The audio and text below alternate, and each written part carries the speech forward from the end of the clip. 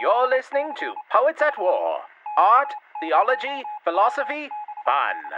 And now, Poets at War presents Reports from the Front Lines of Creativity. Good luck. Welcome to the General's Report. I just thought I'd jump in early, try to get this knocked out early. I have a lot to do today. Some of the random things that I have to do, I have to finish editing this next episode of Poets at War. We have a new format I'm going to be going into later. Not new format entirely. It's sort of just a better recompiling of everything. This is my show. I can talk about what I want. I don't care if it bothers you. But I hope that you do listen, because it's really interesting what we've come up with.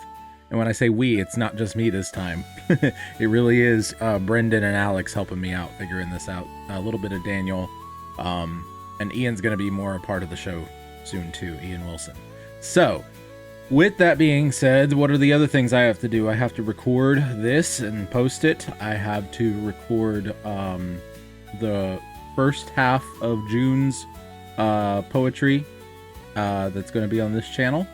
And I when I say this channel, I mean the Joshua David Ling channel. I forgot this is going to be cross-posted a little bit. But yeah, there's a lot going on even outside of that I can't fully get into. Have a book to finish up today for a client. Have a lot of other things going on. So yeah, goodness gracious, things are busy. And that's good. And I like that, especially on Thursdays.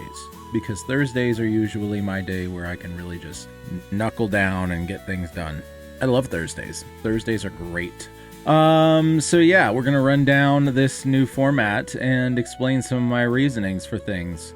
We're gonna start each episode of Poets at War with a podcast bumper. If you've not seen Poets at War, if you've somehow found me through my stories, this is my nonfiction podcast show with my friends. So I've had it for 200 and this one I'm editing today is 214.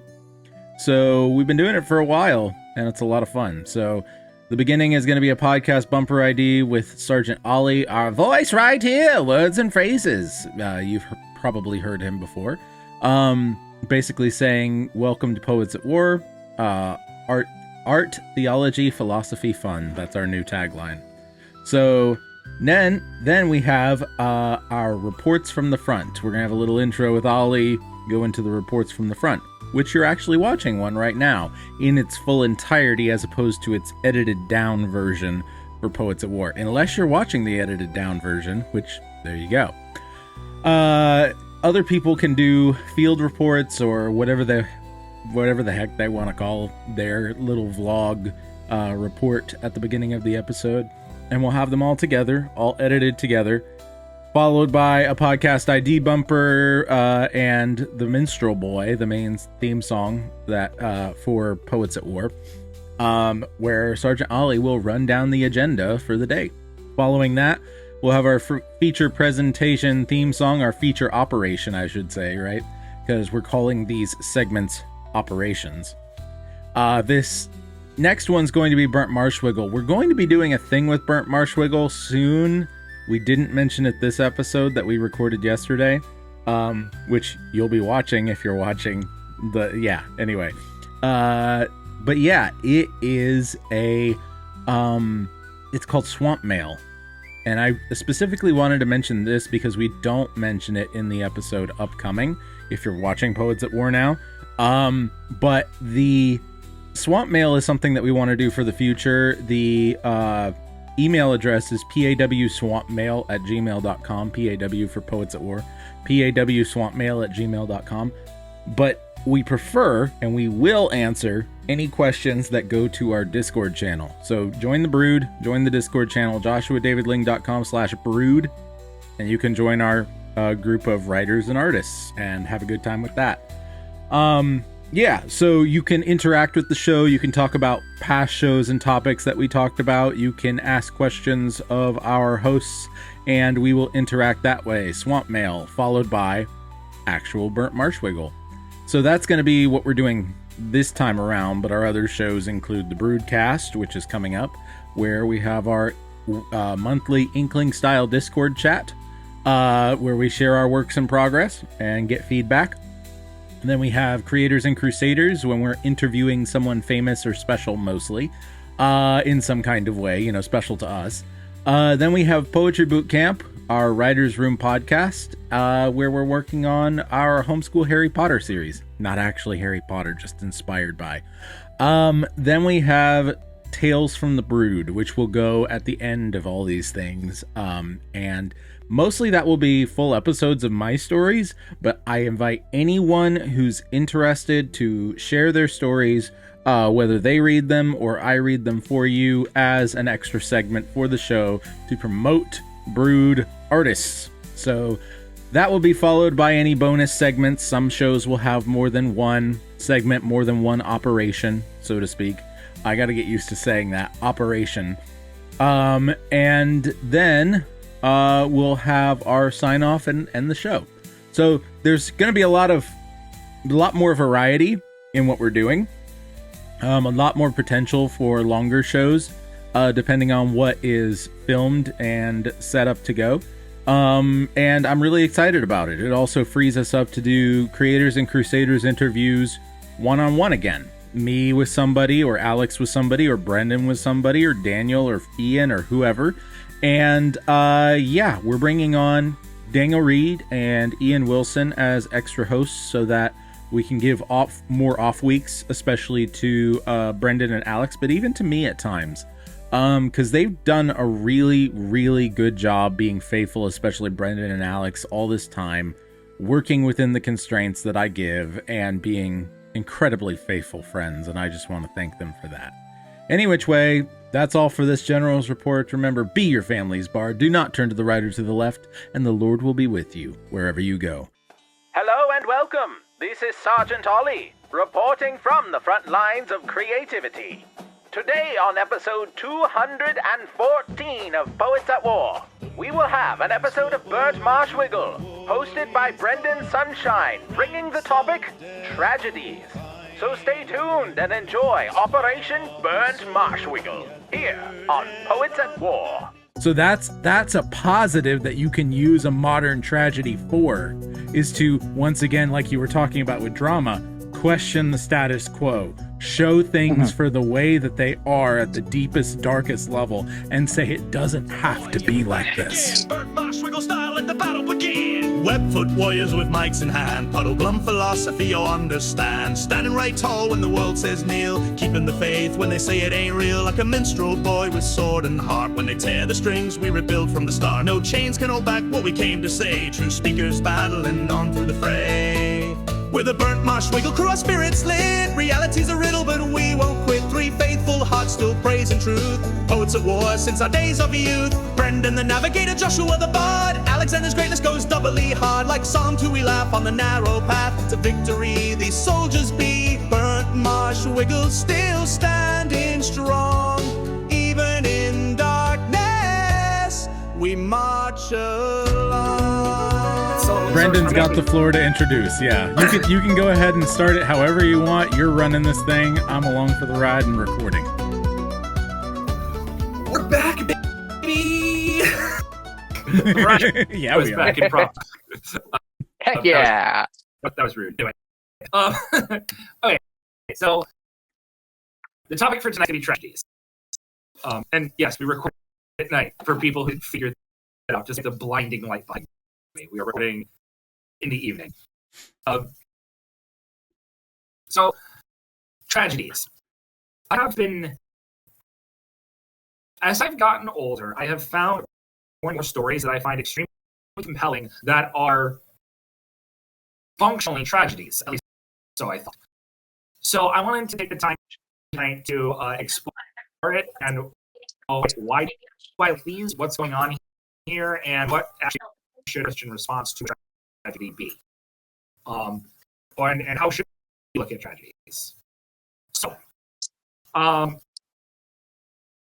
mentioned a couple of the stories that in the notes when I was bringing them up. There's Birth by Sleep from Kingdom Hearts. There's Arcane Season 1.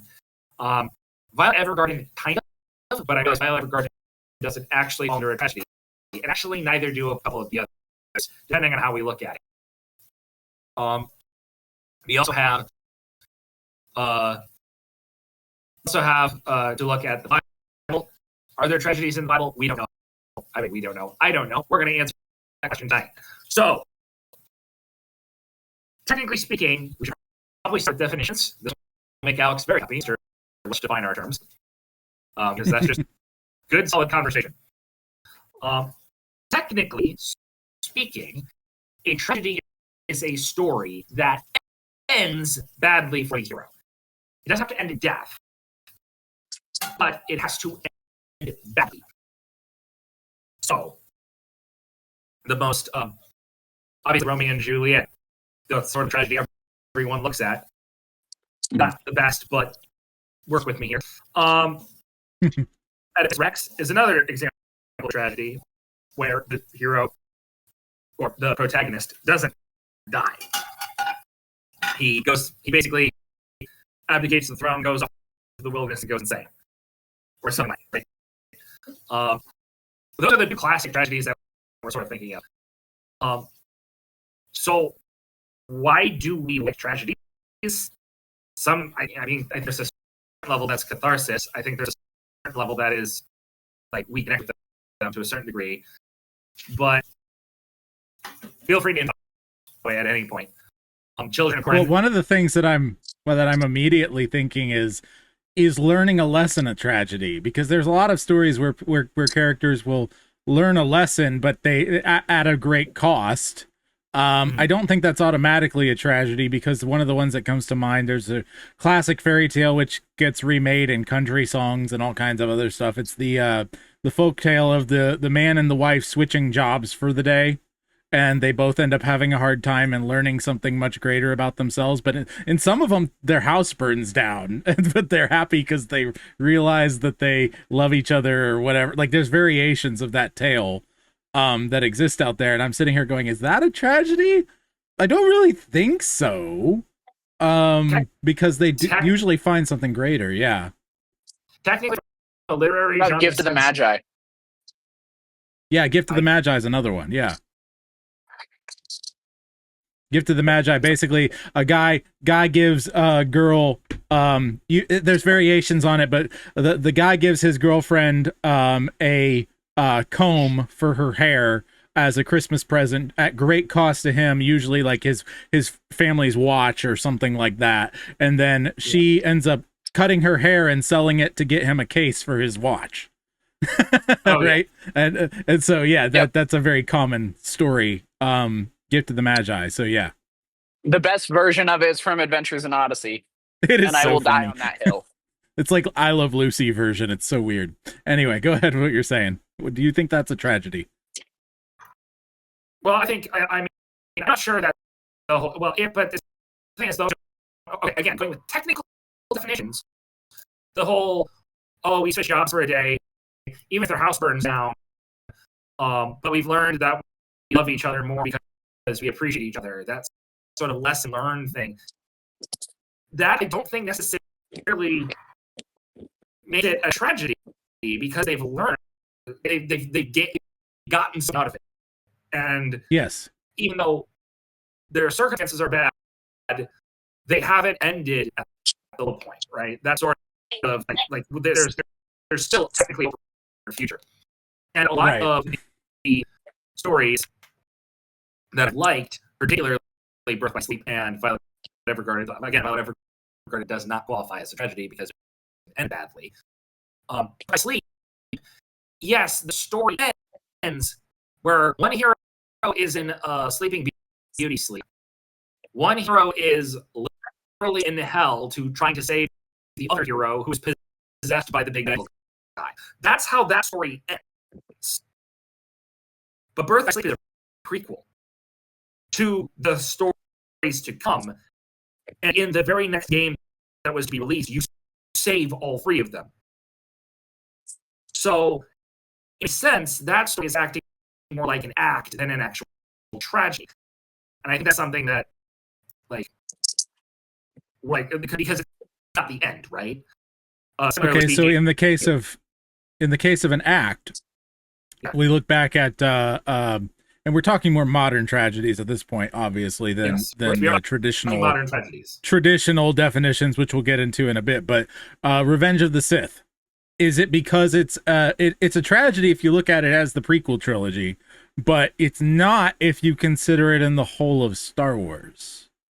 Yep, exactly. So that's interesting. Yeah. Also, Okay.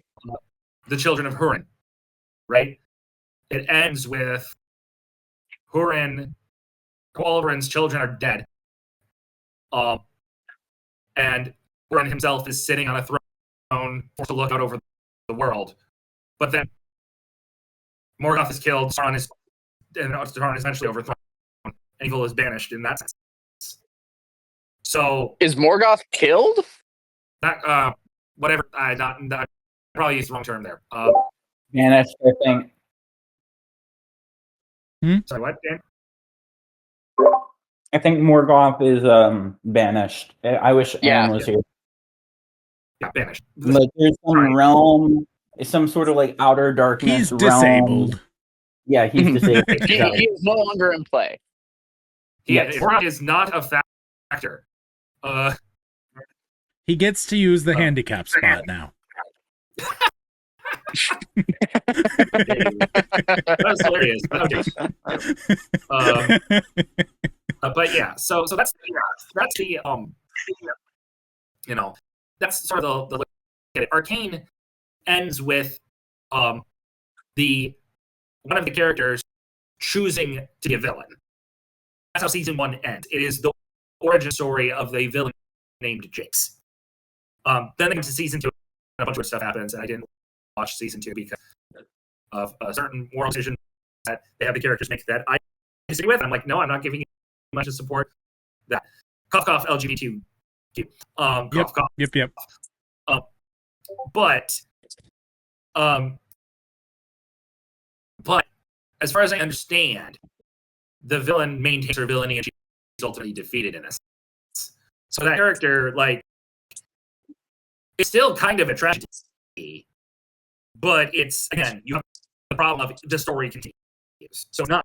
So Arcane season 1, even though it's an isolated thing, as itself is a tragedy. The whole story is not. And I think that's going to be the running theme for tonight. Because, I mean, I guess there was one king who started in the Bible who starts with J. I can't remember. Not Josiah. Maybe he was out to fight a battle with Egyptians. And the Egyptians said, yo, your God sent us to this. And he goes, no, I don't believe you. He fights and then he ends up being defeated. So he dies in battle. So his story, I think, is a tragedy. But other than that, Saul's story is also a tragedy. Saul's story also. Yeah, It starts with a J. Yeah. It's not Jehu, right? No, it's not Not Jehu. No, it's not Jehu. No, not But either- Jehu. Either way, but Jehoiakim? Saul's story is also a great example. But the entire arc of Scripture is pointing to Christ. Mhm. And that is by definition not a tragedy. That is like the anti-tragedy. Solomon's is kind of a tragedy. Solomon's is not a tragedy. Solomon's misses tragedy by a hair. Okay, But fair. Solomon's story ends with Ecclesiastes. It's not a tragedy. Fair enough. You go really ahead, should have Alex. read Deep Comedy by Lightheart. You really should have read Deep Comedy by Lightheart. Because this is exactly what he's talking about.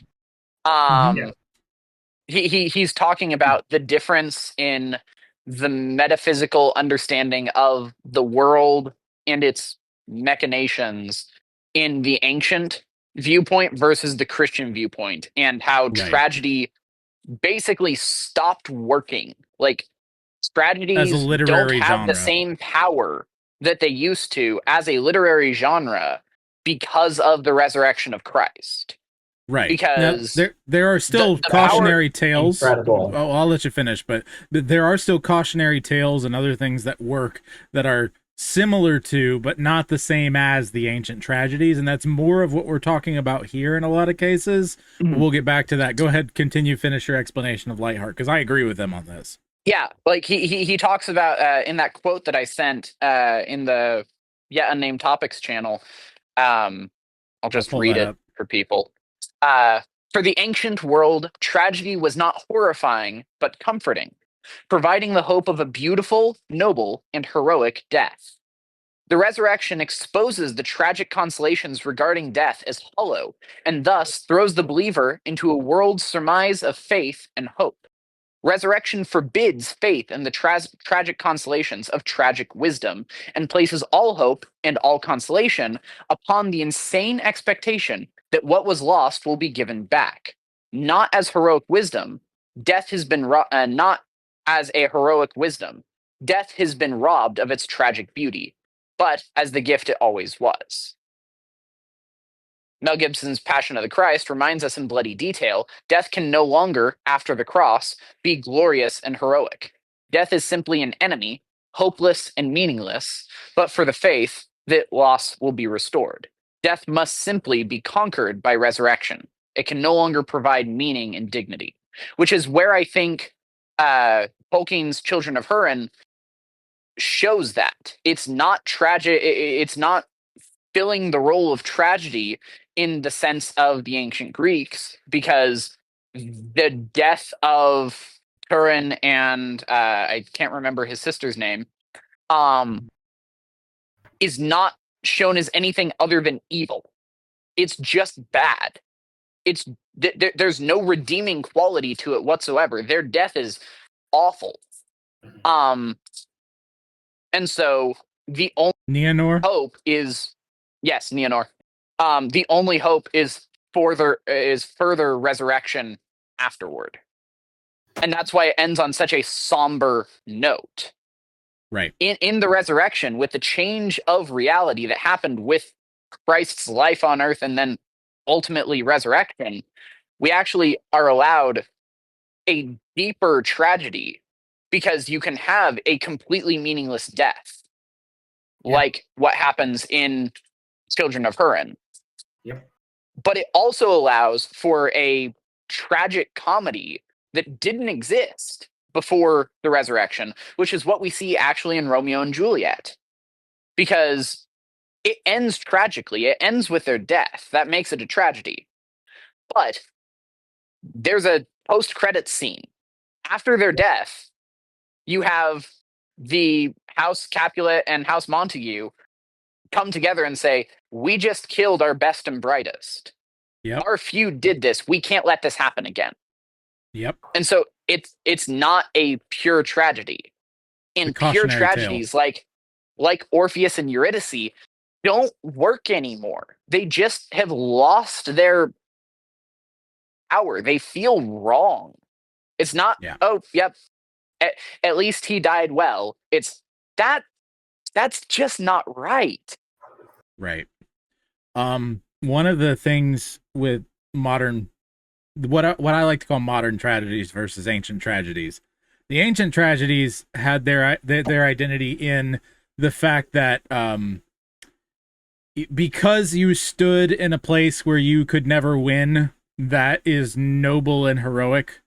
It's sort of a stoicism sort of a thing is connected with that, as opposed to and the gods were always going to destroy you, but you stood anyway, and you were brave for it, and we gained bravery from that, as opposed to one of the other modern versions, which comes toward tragedy, but really kind of ends up just being a what I might call a sad comedy, is the I call it the thief on the cross trope. It's not so much directly connected with the thief on the cross, but it is similar in that the two that I immediately think of are Darth Vader, his whole arc, actually changing at the last moment and saving the day and doing what was right all along, finally changing after a lifetime of horribleness. And the other that I briefly mentioned in the thread is the Judas Contract arc from Teen Titans, both the comics, although they didn't do it as much in the comics, and the the original Teen Titans Cartoon Network show. They did it exceptionally well. Tara's this a friend of theirs initially. She gets recruited by a bad guy.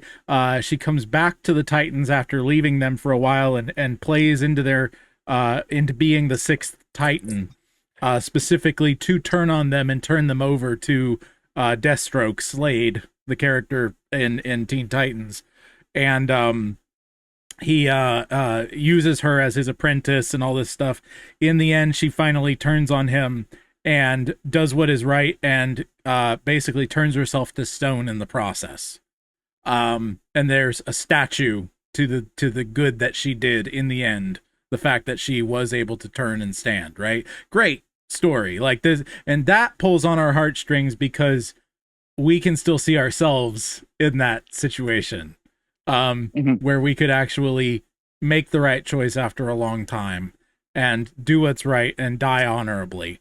But that being Jesus or being one of the old tragic heroes is just completely foreign to us at this point, I feel like. I think we're hitting on a point that strategy has changed. Yeah. I think, Josh, your two points of a person who learns their lesson too late, or the person who turns to the light at the last second. Those are both really good. It actually makes me think again about Arcane season 1, where that's sort of the whole thing. Here's any guys haven't watched it. The whole thing with Jinx is that she has a sister named Vi, and a very, very bad event happens when their father figure is killed right in front of them, and they end up getting split up. Vi, who's the older sister, who's like, I'm going to protect you, I'm going to take care of you. She has a fit of rage because Jinx, who's named Powder at that point, Powder did something that kind of caused their father's death. And she storms off away from her and leaves her. She regrets, turns to go back, but then gets kidnapped. Meanwhile, Powder gets adopted by the villain of that particular moment and is taken under his wing. And over the course of the entire story, Powder kind of goes insane. And at the very final point, Powder, who's sort of there's like these two personalities. There's Jinx and there's Powder, and they're sort of two personalities, but kind of not. It's very clear exactly what's going on mentally there. But she has the villain and Vi at a table together. She has captured both of them. And she's basically going, and she says to Vi, like, I want to be your sister still, but you have to betray somebody who you've come to know as a friend to do it. And Vi is trying to talk her down out of it. Meanwhile, the villain Silico is trying to say, no, I'm your friend, and you need to listen to me. And he manages to break free in a moment to almost kill Vi. But Jinx kills him, and then chooses to become Jinx rather than Powder. And it's very clear because the way she sets it up is like, am I going to be Jinx? And it's made very clear that she chooses to be Jinx. And so, I'm not doing story justice by extra imagination. Season 1 of Arcane. I'm following for the most part, though. Yeah. But the moment that she chooses to be Jinx isn't a dark, ominous, oh, you have to hate her. But it's also not, oh, look at her, let's celebrate her choosing. It's played off as really, really sad. And you are heartbroken that she chose that. Right. So as a story, I think it did its job incredibly well, and you get that you don't get the tragedy that like Fox was talking about, where they died, but look at this heroism that comes out of it. Right.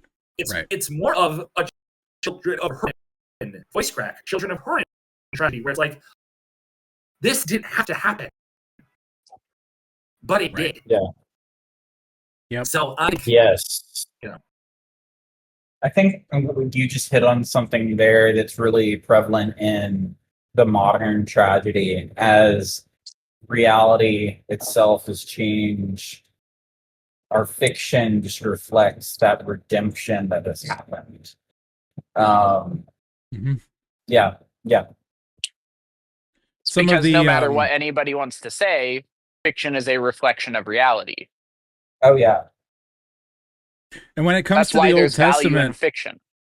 and when it comes to the Old Testament, we do have various tragedies. One of the ones that I don't think gets talked about enough, because God was merciful to him, but it still definitely fits the mold of the ancient tragedy, is Moses never getting into the promised land, right?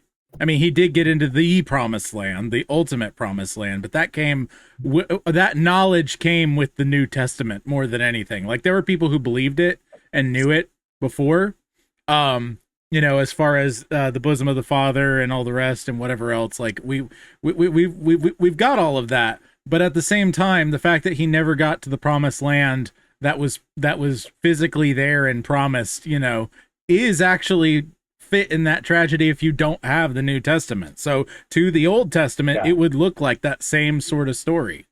Well, in the absence of hope, do we even have like tragedy? Like, things in absence of hope, we wouldn't have tragedy. In absence of hope, we wouldn't have tragedy. Not in the modern tragedy, but not modern tragedy, but we would have the classic tragedy. The classic tragedy was all that there was. It was this idea that all that existed was death at the end. There was full hopelessness. Yeah, all hope. Go ahead. It's hard to even fathom that, because now the mindset is without hope there is no tragedy, but then there was no hope. It was just bleak death. That was it. That's I don't understand what you're saying, Daniel. The word tragedy, I think you're using wrongly. I've never heard anybody say without hope there is no tragedy. Well, it's the idea of, if you do not have something to look forward to, you can't. Then having if you don't know, it's like you don't know what you're missing, except exactly. But on a on a story level. Yeah, on a story level. It's like, well, I have nothing to look forward to, so this is just the way it is, right? Right. Except, yeah. I understand what you're saying, but I think the last thing that we had, that all of humanity had, was actual communication with God in the garden. And that was passed down invariably in all kinds of mythologies and stories. 99% of all mythologies really do begin with, there was good of some sort. There are very, very, very, very few that start with all was bad. Right?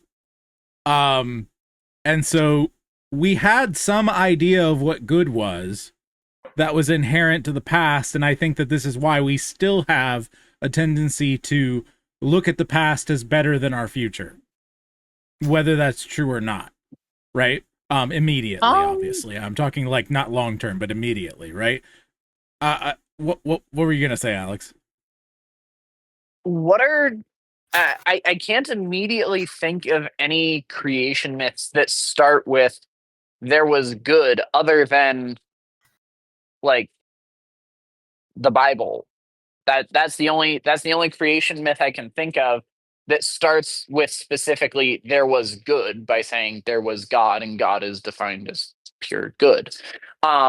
Most everything that I can think of starts off with there was either the gods or there was matter. Right. Like there was the there's earth, chaos. or there was There's the gods. chaos myths too. Right. There's And then chaos there's myths chaos too. myths. Yeah. But the point that I'm trying to make is usually the gods, that those sorts of things, they didn't necessarily use words like good in the sense that a Christian uses it, but my point is that there was order. Most are order myths as opposed to chaos myths, but even the chaos myths are kind of like order myths in disguise. 90% of them. That's the main point I'm trying to make. Most of them are something happened and then order was made. Yes, Daniel. They might have not used good, but from what I can remember, having actually read some of these tragedies and things, there was always like, they might have not emphasized moral good, but they might have emphasized like a form of glory, right, that was lost, and now they're trying to regain it. Yes. Brendan, thoughts? You're still in control. I was just doing my thing. No. I want conversation. I want people to talk. That's the whole point of this. So, yep. So,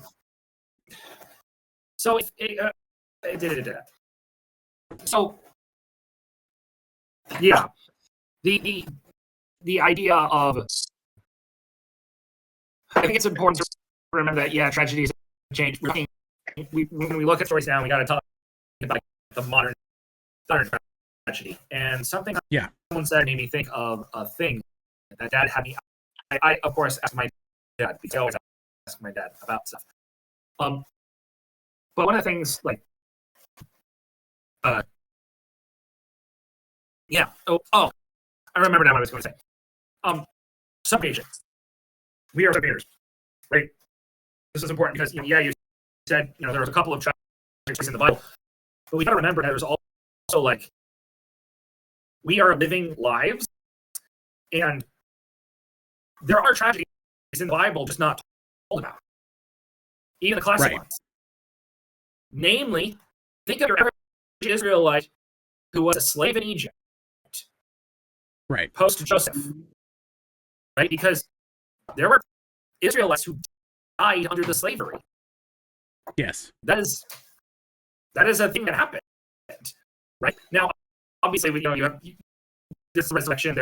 There's a lot of other stuff that hasn't happened yet. The story has continued, but from our perspective, there were, when we look at that, when we look at our lives going through, if they're sitting looking at their lives in that moment, and they're looking around, and life sucks, right? It's no wonder, like, we want to do the same thing. Like, we want to do the same thing. And sure, Christ's death and resurrection as a focal point have changed tragedy to the point of this, in a sense of the pagan tragedy myths don't work anymore, because we have a deep level understand. No, there's something else going on. I think I don't want to do the collective consciousness Jungian stuff, right? But but at the same time, there's a spirit of the age that the Bible talks about, which affects everybody.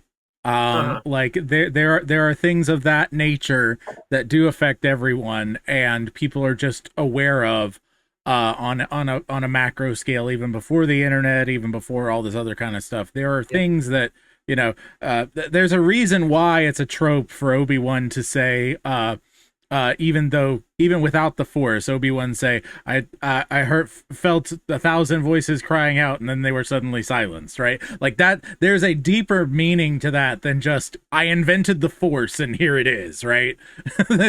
Lucas is pulling on something there, and I'm not saying it's the way Jung describes it completely, it's the same but it's thing. real. It's the same thing that happens in Lord of the Rings whenever Legolas looks to the sun and says, "A red sun rises, blood has been spilled this night."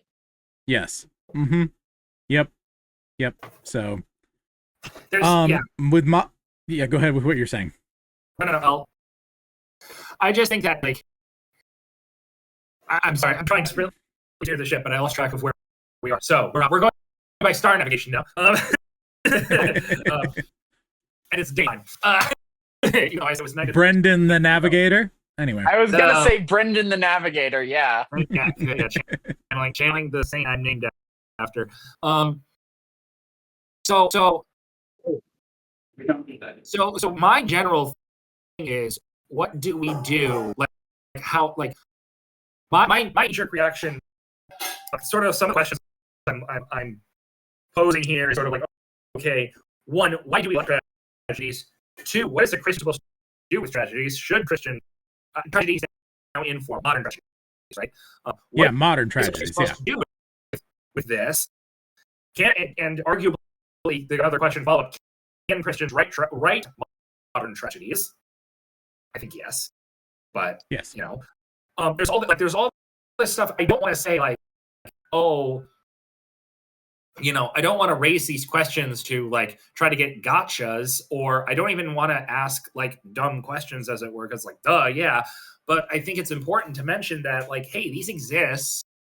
What's going on with them? Let's explore that a little bit. That's sort of my whole point behind this right now. So, I don't want to, again, psychology, I don't want to get into all the specifics. I know I liked Arcane Season 1.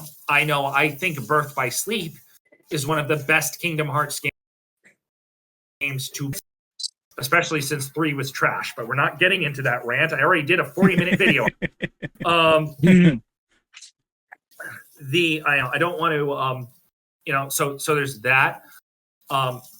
From Software's Dark Souls games have a lot of tragedy in them for each individual character, right? Like you'll run into NPCs and that has a tragic story. You'll look into you have to do a lot of digging, but you'll find out that the story of Dark Souls is a dark story. It's very much things have fallen from grace. Things have fallen from the height of their power. And you are navigating this now darkened world that is trying to bring itself back to, life and all this stuff. That's a lot of the themes that are going on in that.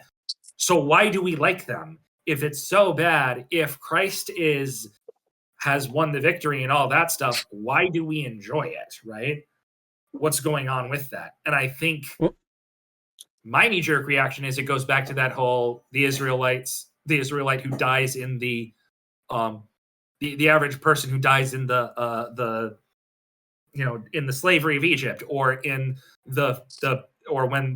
during one of the many sacks of Jerusalem, right? It's that there are times when crap happens, right? To be blunt, and there are things go bad, and your not best friend, but one of your really, really good friends succumbs to the LGBTQ nonsense, changes his name, and calls himself a her. Right. Yeah, there's still hope for their future, but right now, man, that hurts. Right. And I think that one of the things that we can really look to in the Minor Prophets for what it talks about in those sacks of Jerusalem and things of that nature is constantly, besides just the cautionary tale, is the first thing. "O Israel, you have sinned. If you had just come back to me, I would have held you in my arms," right? And now now you're going to be destroyed. There was great sin. Achan is a tragedy in a sense, but he brought it on his own head. There's that. Jephthah and then his daughter. Jephthah and his daughter, but we don't know all of what happened in the end, but we don't know the ending of that one fully. We don't. Because if you read the Bible, it doesn't say that he killed her. Anyway, but that's a whole other thing. Go ahead, go look. It doesn't say. It ends. Go ahead. Anyway, but the point being, the other half of that is God is storing up wrath to destroy his enemies. That is something continually talked about in the New Testament. And one of the biggest things that people like Tolkien talk about with the eucatastrophe is the fact that you have to have a hopeless situation before you can have hope spring out of nowhere. That's the way God works, you know. And so I think that when we see a story that ends badly, there's a tension that happens where we want to discuss it. We want to talk about what happened. We want to see why it happened. And yeah, sometimes things just happen, but that's part of the mystery. I think people are drawn into mystery by nature. Not everyone, but a lot of people are really drawn into mystery. And there's a lot of mysteries in my own life and in your life. I don't know why, for instance, my dad died in his early 60s of cancer. Right? But I know there were a lot of good things that happened in his life, and he didn't just die poor and penniless and leave stuff undone and all this other kind of stuff like someone might look at it from the outside. I see all the extra stuff that he did in his life that is going to have lasting effect to generations. And not everyone sees that. So sometimes there's little hidden Easter eggs that give you a little hints at hope in those stories. Sometimes there's, you get a Breaking Bad where it's entirely a cautionary tale, right? And then you have some others. But yes, Alex, are you trying to say something about Jephthah now? Yeah, Judges 11:39. And at the end of 2 months, she returned to her father, who did with her according to his vow that he had made. Who did with her according to his vow? No, but here's the thing. It says that he would give it as the next thing through that door as a sacrifice to the Lord, but that does not necessarily mean killing. Oh yes, I heard that. It can mean that she's never going to be married. Theoretically, yes. I've never heard anybody else interpret it that way before. I've heard that. I've heard several pastors I very much trust. It's not that they're saying dogmatically that it was that. It's that we really, truly don't know. For 100% sure that this is the case, because it would be a sin on Jephthah's part, and he would be put to death for keeping his vow. Yeah. Yes. Yes. Agreed. So, anyway, if that was the vow. So yeah. Anyway, okay. Moving on. Anyway, but yeah, I was just like, I want to fight this. It's okay. I'm not saying dogmatically anything either. I'm saying we really don't know. It seems like that, but it could also be that. That's my point. It seems like what you're saying is right, but it could also be this. That's all I'm saying.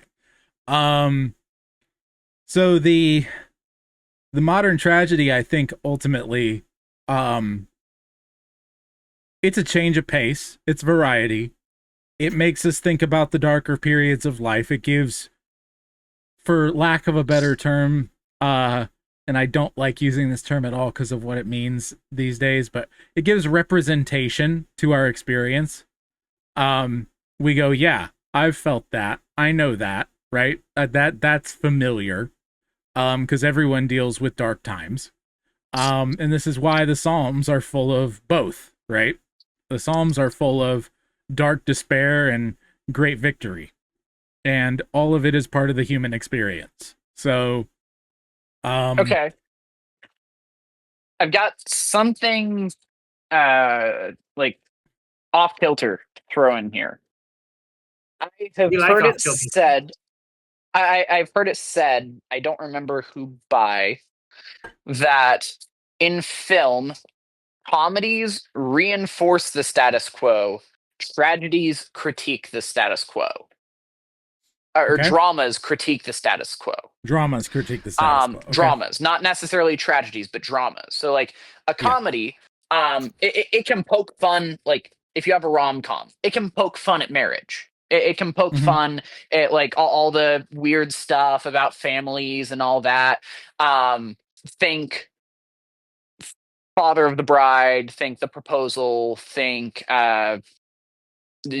Sleepless in Seattle, Made in Manhattan, those type of things. They can poke fun at all of this stuff, but it's going to end in a wedding. It's going to end in a wedding. It's going to end with a reinforcing of the status quo. Dramas do not can be used to actually levy a solid critique of the status quo.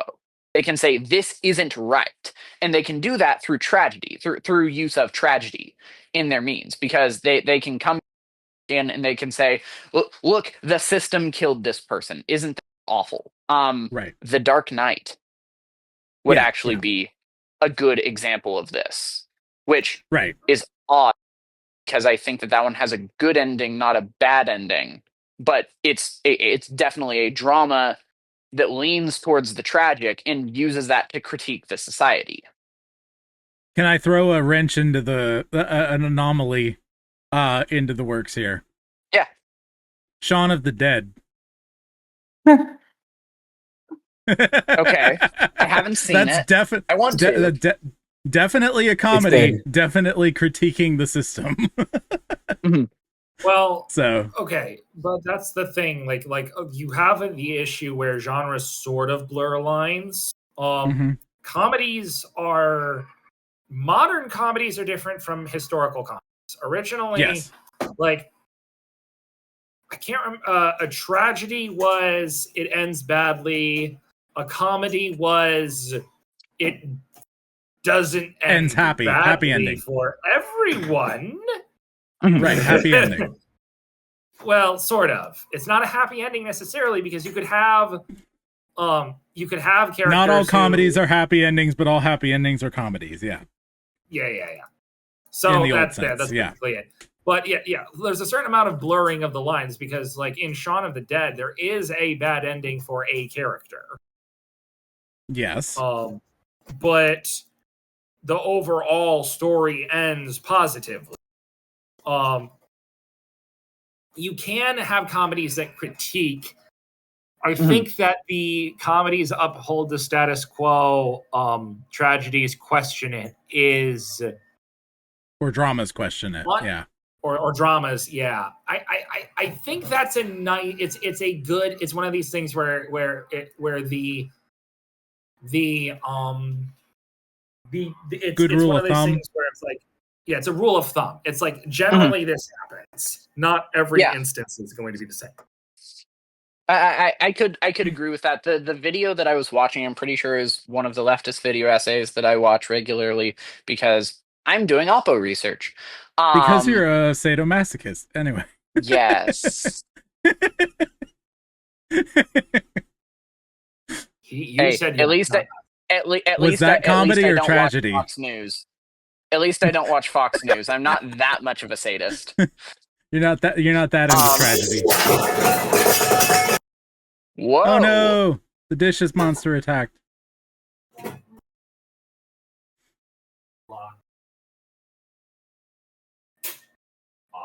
Everything okay there, Brendan?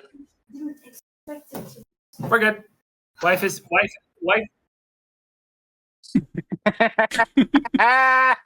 into it. The stand mixer got plugged in while it was set to max. It It wasn't locked down. It's a new Fun. It's new for us. It's okay. Everything is fine. So this was your stand mixer. So the video that I was watching was something along the lines of like how comedy can be more subtle and more useful, because kind of the flip side, coming from the left, the flip side of the C.S. Lewis stories Break Through the Watchful Dragons thing. Yeah. Because comedy can be used to question the status quo, but not critique it. It can throw questions out there, but then it will always end up reaffirming the status quo at the end because it's a comedy. Right. It is what the video was saying. Whether or not that's true, I know. Rule of thumb, I would generally agree. But dramas will come in after years of comedies have been made questioning the status quo and then hammer home a point. Right. Example of this would be TV shows like Will and Grace, or other shows like that were comedies talking about LGBT, all that stuff, and then eventually we got Moonlight. Eventually we got Crash. That type of stuff. Drama is focusing on the same issues after you had layers and layers of groundwork being built up by the comedies that were questioning the status quo. Then you have dramas come in and slam a critique. That's what I think what the point was there. So I thought that might throw something into this conversation about tragedies and comedies, even though comedy is being used in a different way there. I mean, sure. I think though that both, no matter how you slice it, actually, Alex, you're saying almost the same thing that Joshua. Because Joshua said that part of the issue is mystery, right? Mm-hmm. The mystery, there's a certain like level of mystery that happens. So when a tragedy happens in the thing, we want to talk about it. And it feels wrong. It feels wrong.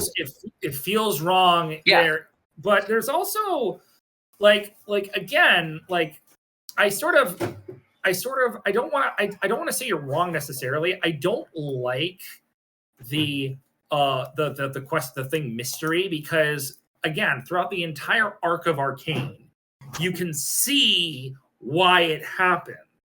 Right. But they spell it out. Yeah. But it still works. It still works. Your thing still works, because the question then isn't why did it happen? It's why wasn't this stopped? If?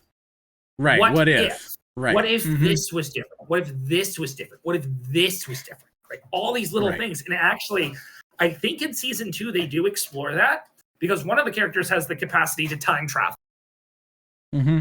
He gains the ability to time travel in season 2.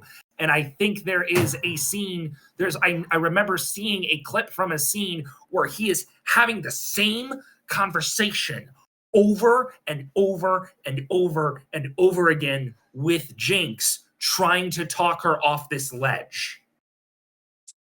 And so I think you have that, but I don't know. Again, I'm not going to pay them to watch it. Right. What? So, Okay. with that, the thing that I think, how do I put this? Well, anyway, well, let me just really quickly say. Yeah, go ahead. What with Alex, with you saying the same, you and Joshua are saying the same thing, but remember, you're getting that from a leftist video essay. What do the leftists only care about?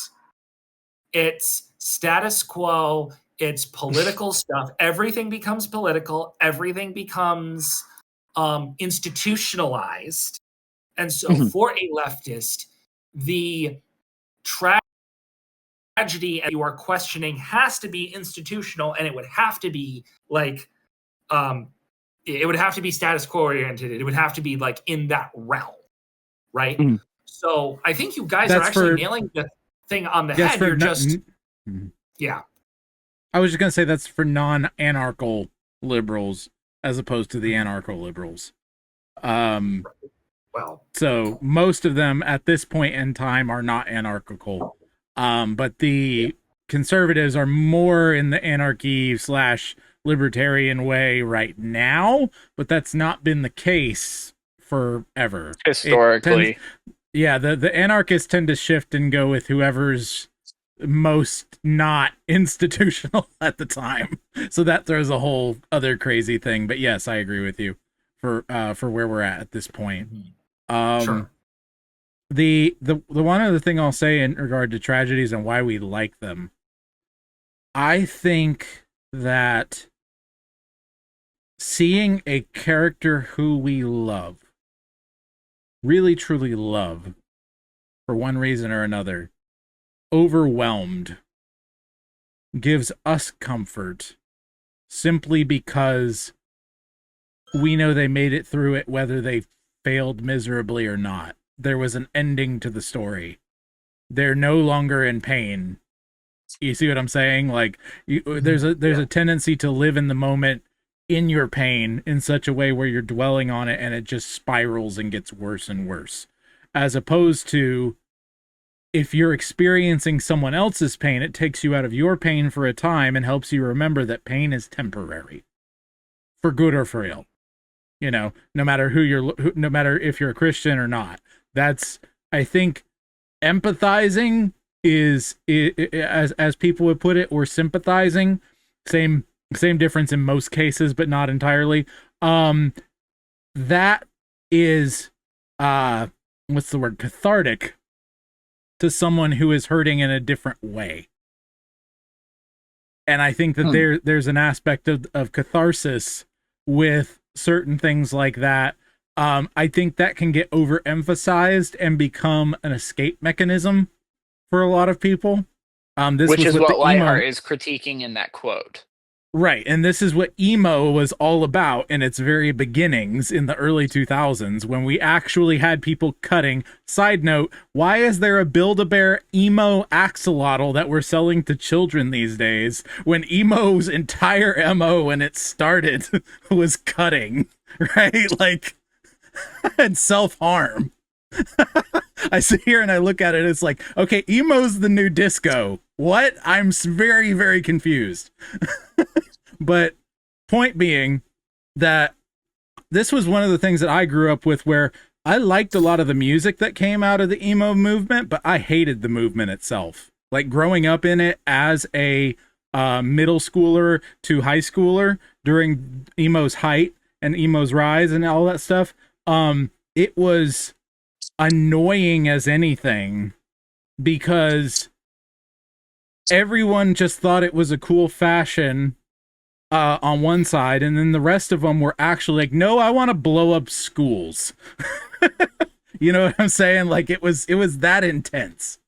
And I a lot of it had to do with emotional catharsis, this idea that no one cares, and I'm so deep, and it's all turned in on oneself, me, and this is the end of tragedy as catharsis only. And that's one thing I want to caution people against when they enjoy tragedy, is just make sure you're enjoying it for the right reasons. That there are horrible things that happen, but there is ultimate hope. Go ahead. We've talked about emo before, and the only you and emo I have, that just not on the show. Not on the show, but you and I have. And the only thing that's even adjacent to emo that I'm at all familiar with is My Chemical Romance, specifically, right, which is more late Black emo. Parade. Yeah, which is more late emo. Didn't you say something along the lines of, like, Gerard Way doesn't like the band being called emo? But he didn't also, for a time, like, but he accepts it now. It's they were more. Go ahead. Like, basically, the emo movement stopped with Black Parade. Like, the way the emo was stopped being that way and kind of transformed into the aesthetic that it is now, with the Black Parade. Is that because the Black Parade isn't a tragic song? Or correct. A tragic it is a triumphant album? song. Right. It was essentially the triumph of emo, the happy ending to the sad story that started with the early 2000s. Yes, that is true. Gerard Way and My Chemical Romance, during that time, this has changed, but during that time, preferred to be called post-hardcore and what was the other term? They were dabbling in the avant-garde, but that would have been more like Panic at the Disco. And that sort of a thing. Post-hardcore is possibly the most pretentious thing I've ever heard. Oh, it absolutely is. And and like, prog rock you think though. prog rock is great though. It really is. But the whole point with all of this is to say, like I said, just don't love tragedy to the point where you wished the world was that way. Because you might get your wish for yourself. Not for everybody else, but for yourself. You know? I want to let Brendan go, but then I want to go back to something that was said earlier in the conversation. Go back, because the only thing I would say, I think that yeah, because the only play, like, we don't have a ton of time left, I don't think. So the only place we can go from here is, what does a Christian do with it? And that's going to be a whole can of worms. That's going to take way too long. So let's go back to what you want to talk about first. I don't like tragedy. Mm-hmm. Okay. Like that you said, why do we like tragedy? I don't. Like, Mm-hmm. I can appreciate tragic elements in stories. I like Romeo and Juliet. I like the, like, cautionary tale type stuff that Joshua was talking about. But, like, I'm not going to go back and reread Children of Hurin. Right. I read it once. I'm glad I read it. It was, like, good, but I don't enjoy tragedy. Right. The kind of core example that I've run into recently is Hades Town. Great musical. You should go listen to it. It's the story of Orpheus and Eurydice set in Industrial Revolution somewhere. Mm-hmm. And it's really interesting. It has a lot of odd things to say about capitalism, and all that's mixed in with really great jazzy music. Okay. But they work really hard building in a lot of meaning into the story of the tale of Orpheus and Eurydice. Talking about the beauty of music and how it speaks to something deep inside of us. Talking about the power of love to break through the most difficult barriers that we have and be an incredibly powerful driving force. The power of nature and harmony and all of that. That's not in the original story. I went back and read Ovid's Metamorphoses. That's not in there. It's not anywhere in there. Not at all. By the broadest stretch of the imagination is that meaning in there. And then they end it the same way. They end it the same way. They end with Orpheus looking back as he has stepped out of Hades, and Eurydice is still in, and he loses her. And then Hermes, the narrator of the song, the narrator of the entire story, comes in and sings a more downbeat rendition of the opening song that is, it's a sad song, but we're going to sing it again. It's straight up tragedy. It's straight up old style Greek tragedy. And it doesn't work. It doesn't work at all because they worked so hard to pack so much meaning into the story and then said, nah, doesn't matter. You're going to get shafted by the gods no matter what. Right.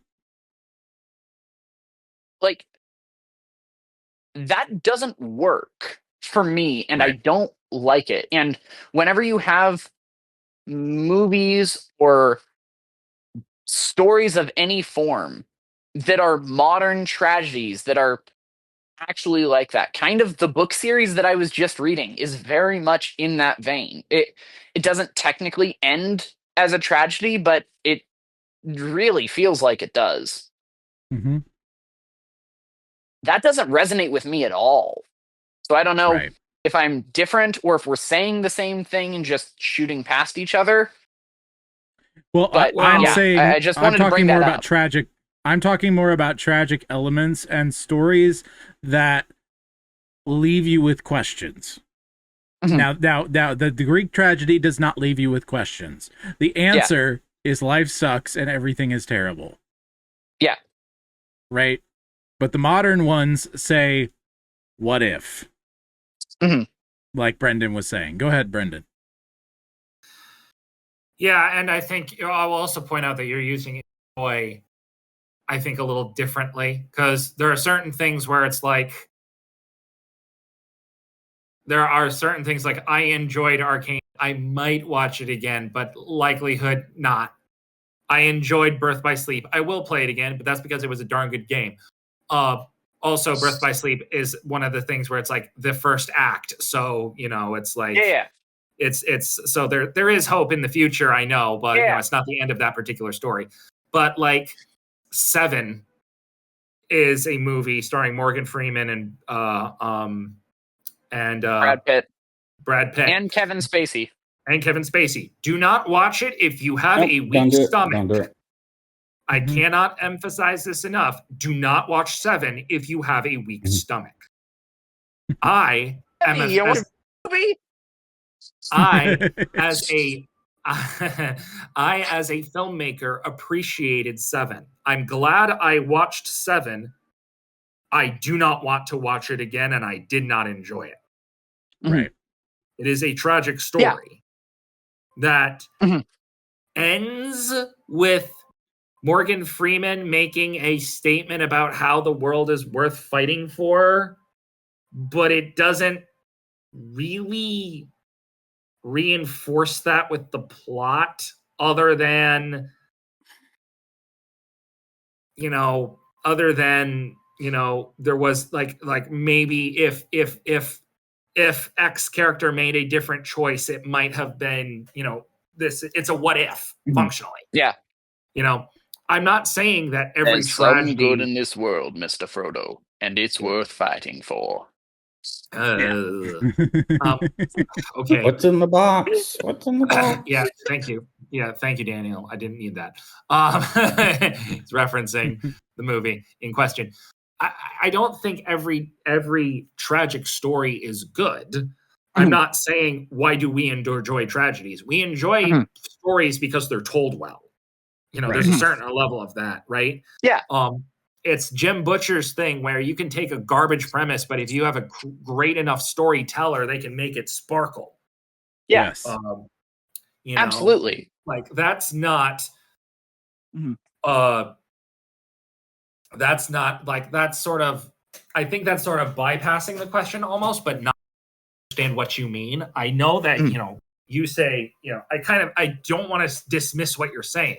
I hear you, and I think you have a unique temperament.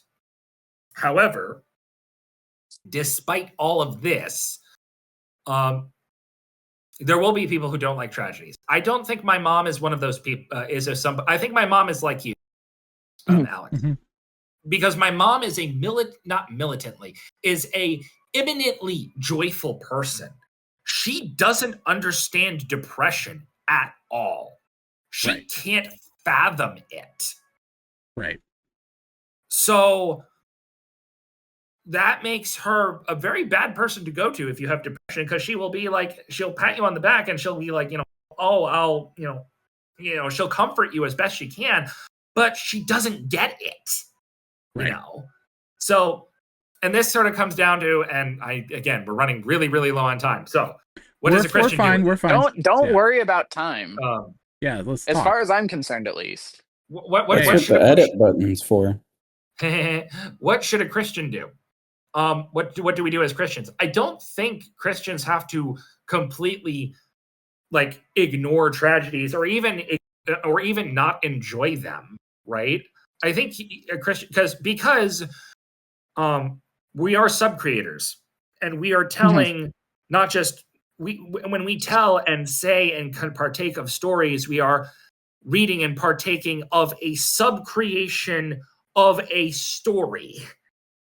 Yeah. It's not the full story. We're never going to get the full story, right? We have a tendency, I think, as Christians to want to, all right, but we got to jump to the end. We got to show we got to show that there's hope. We got to show that's enough suffering. Let's get to the resurrection. Right. Right. We got to get to the resurrection. And I'm sitting here going, yeah, but I think we also can tell the before resurrection story way better. There's a lot to learn from that. Yeah. We can do that way better. It's Wingfeather Saga. Yes. Sure. I haven't read that yet. Don't shoot me. You should. But I know it's on the list. But but like we can tell this. I don't know. Maybe I'm wrong, but I think we can tell the modern tragedy way better than these other people, and yet these other people Right. are doing it so incredibly well, right? But Yes. I'd agree with that, and I think that that's what Tolkien did with Children of Hurin, Sure. because you taking it to a metaphysical level, there's nothing tragic about death inherently in a secularist worldview. And so if they're making a movie or a book or a TV show or a video game, what have you, that is consistent with their worldview, which they probably are because that's how worldviews work. Right. If they are doing that, then they are telling a story that ends tragically, but they have no basis for it to be tragic. Right. You can look at it and you can say, oh yeah, that sucks. But also they don't believe that it actually does suck. They don't think that matters. But they know but they know in their heart of hearts that it does suck. Right. Yeah. They won't admit it, but yeah. It depends on like how the story has been told. If they're borrowing a lot from Christian presuppositions, then it will definitely have that impact. Right. But if it doesn't borrow super heavily from that, okay. Well, also remember that people are inconsistent with their worldview. I think I've got a really... example. Yeah. Obscure example. Ted Chiang's short story collection, The Story of Your Life and Others, is very good. It's a very good short story collection. Has anybody seen the movie Arrival by Denis Villeneuve? Yes. No. Okay. Wait, that's the one with the aliens, right? Yes. Yes. Yeah. Story of Your Life. I want to say I have. Story of Your Life is the short story that movie is based on. The movie is slightly better, but the short story is still pretty good. But this is the short story collection that's in, Story of Your Life and Others. It opens with a version of the Tower of Babel story told by one of the builders of the tower. Ted Chiang is an atheist. In this version of the story, spoiler alert, it ends with them getting to heaven, like building the tower, getting up to heaven, and then God basically turning on the water spigot and flushing them out of the tower and killing everybody except for the main character. In another story, the world is ending, and everybody has been told that if you go to this one place in the middle of the Nevada desert, you can meet an angel and be saved. Like if you perform a great task, then an angel will come down and touch you, and you will be saved. The main character goes through all of the trials and tribulations, goes through the desert, nearly dies, and then performs the great task, and the angel comes down and kills him. And that's the end of the story. That's it. That's all she wrote. Right. In stories like that, they are not borrowing. They obviously, he wants it to be sad, but he's not borrowing hardly anything from the Christian worldview. And so you look at it and you're like, okay. Right. And? Okay. Yeah. I think I have a story that I didn't think I was going to mention, but I think that it can kind of bring us home in a way, because it is more in the pagan category of things, but I think that it hits the what if in such a strong way that I think it's a good note to end on, because I think it's an excellent use of modern tragedy. One of the best I've seen. Can I guess what it is? Yes. Is it the tragedy of Darth Plagueis the Wise? No. It is not a story the Jedi would tell you. Good one. No, but it is, and let me preface this by saying there is some nudity in it, and you need to be careful, Christians, whatever, but It is The Wrestler with Mickey Rourke. Has anyone else seen that besides me? Brendan No. has? Yes, no, maybe? No, I haven't seen it, but why am I not surprised that the I great brought it up. example that you are bringing in? No. There's a reason. There's a reason, and I'm going to get to The that. Wrestler, Mr. It has nothing to do with WWE. wrestling. It has nothing to do with wrestling, as in like the sport pro wrestling. Okay, it has everything to do with the fact that it is an amalgamation story of real life tragedies of real people. They take an archetype of people like Jake the Snake Roberts and Lex Luger, who had generally happy endings. They turned to Christ. Scott Hall, who I believe became a Christian, though I'm not 100% positive, but still had a horrible death. Eddie Guerrero, Chris Benoit, who his whole situation, whether or not he murdered his family, is actually more up in the air than people think it is. Conspiracy theory, blah, blah, blah. But that's a whole other thing. All these guys who had extreme head trauma, who had, most recently, Sabu. There was a guy named Sabu who wrestled his last match and 2 weeks later died. It was going to be his last big hurrah match at 60, and he passed away like 2 weeks later.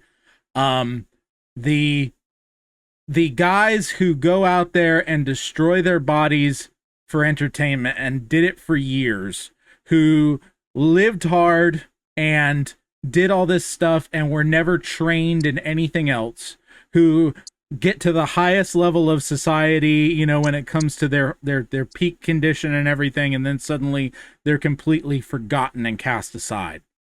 This story is one that has happened over and over and over with real wrestlers. They just took all the highlights and put them into one character. And spoiler, he jumps off the top rope in his first match in years and years and years, and the implication in the end is that he dies. And as he's slowly falling to the mat, it plays a song by Bruce Springsteen, I think it is. That's a song that says, "I'm a one-trick pony.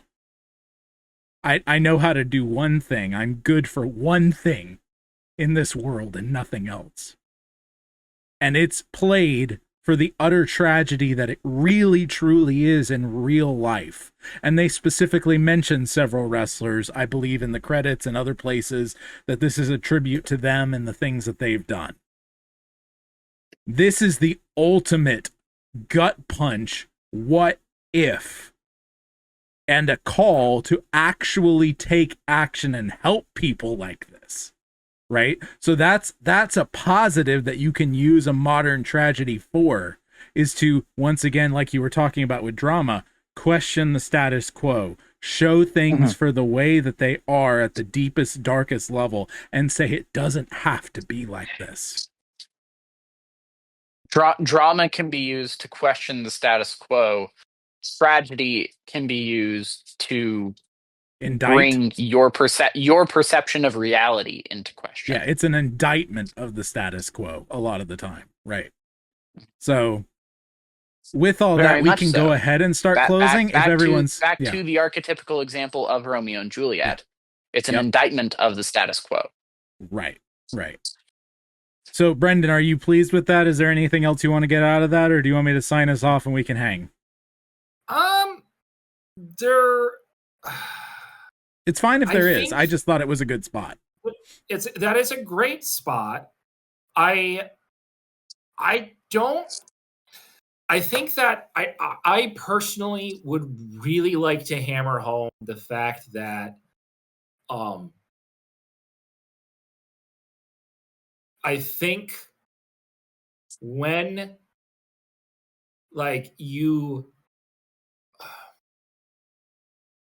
part of the whole catharsis of watching a tragedy, a modern tragedy, is the fact that even though we get to watch something that happens, but we then get to step away after it's done. Yes, we question. Yes, we do all of that. But at the end of the day, we get to step back and appreciate our life almost.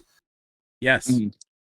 One of the things, though, that I think that tragedies also do, modern tragedies, this morning, actually, I just realized now.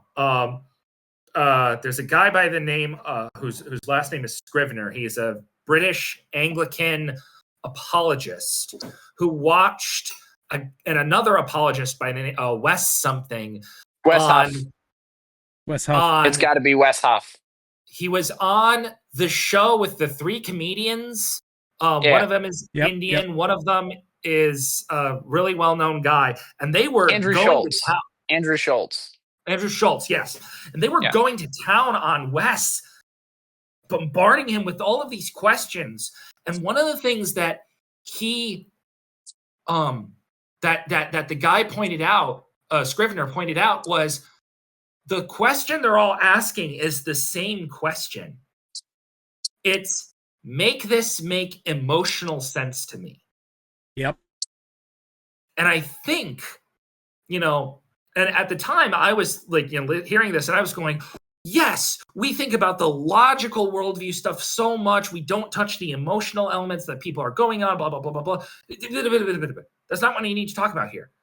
I think what we do with tragedies is we look at this and we go, yeah, this makes emotional sense. I know this is sad. This is resonating with me.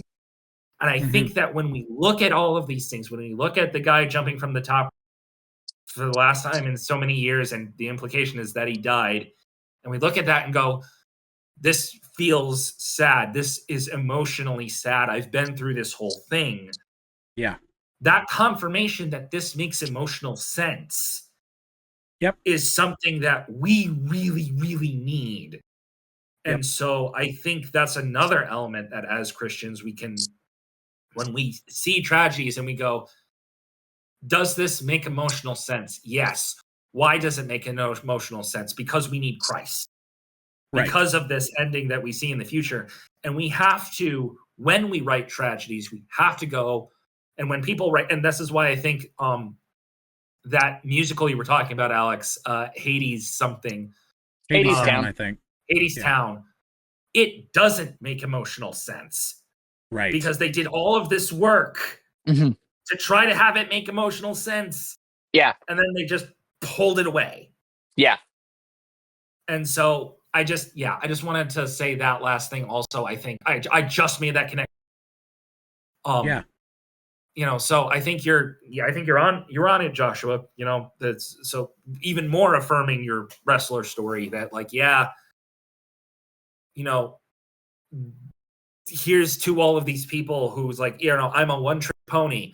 Man, do I feel that? It's not true. Yeah. It's not true. Right. But it emotionally makes sense. Right. Yep, and that's why we need Jesus, and it should drive us to Jesus, like you said. Mm-hmm.